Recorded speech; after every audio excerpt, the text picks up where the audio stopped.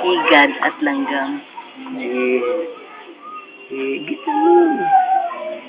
Yan na, naglalaban. Ginulungan ng higad ang langgam para matinik.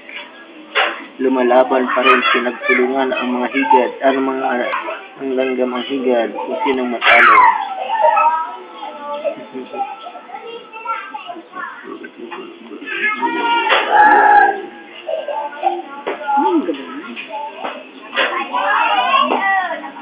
Yan na, nanghihina ng higad.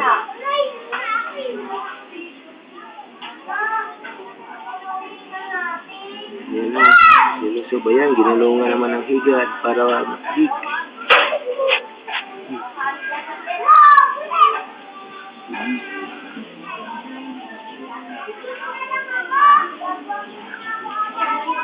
Nanghihina na ang higad.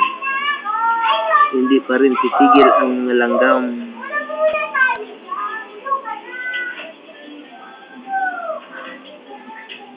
Matalino ang higad, ginulungan para hindi makagat.